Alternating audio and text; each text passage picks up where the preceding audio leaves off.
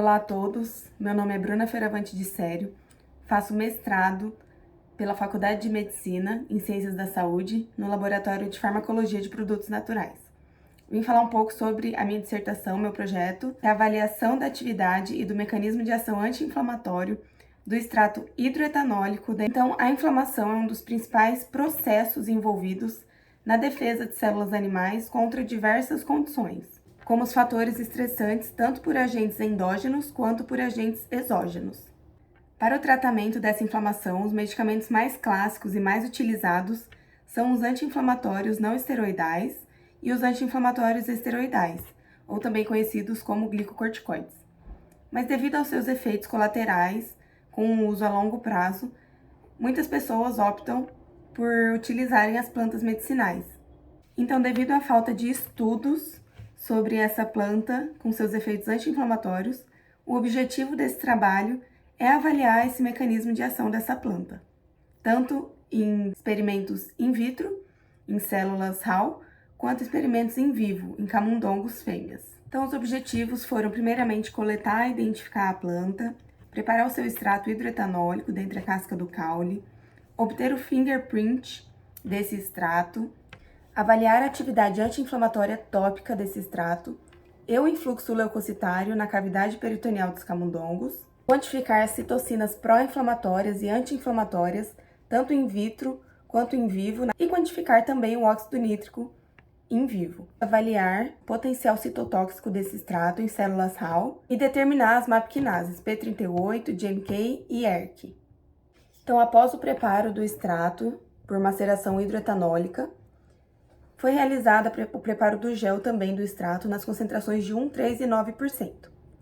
Para avaliação da atividade anti-inflamatória tópica desse extrato, ambas as orelhas dos camundongos foram tratadas topicamente com um veículo, com dexametasona e com extrato nas 3 diferentes concentrações, de acordo com cada grupo de pesquisa. Após 25 minutos dessa aplicação, foi realizada a aplicação do óleo de Croton, que é um estímulo flogístico, que agiu por 6 horas.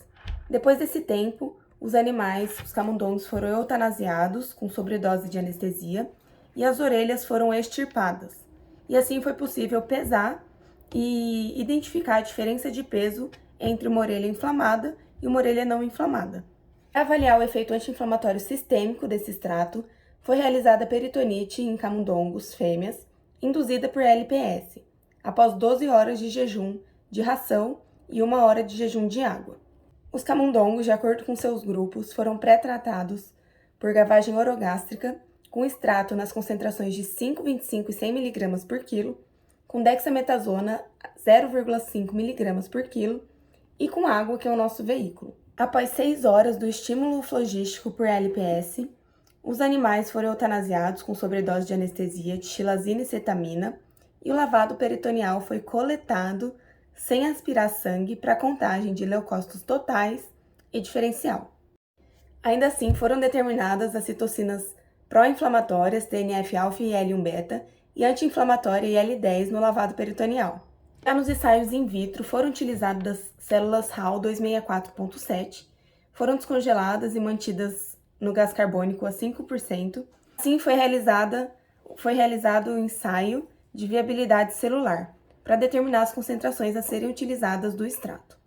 Além disso, também foram determinadas citocinas pró-inflamatórias, como TNF-alfa e IL-1-beta, e anti-inflamatória IL-13 in vitro. Também foi determinada a concentração de óxido nítrico no sobrenadante celular. Então, foi possível observar uma atividade anti-inflamatória do extrato estudado, comparado com a dexametasona, que já é um anti-inflamatório esteroidal muito utilizado na terapia anti-inflamatória. Além disso, o extrato não apresentou citotoxicidade em células Hall. Então, o extrato apresentou atividade anti-inflamatória tanto tópica quanto sistêmica em vivo e também atividade anti-inflamatória in vitro.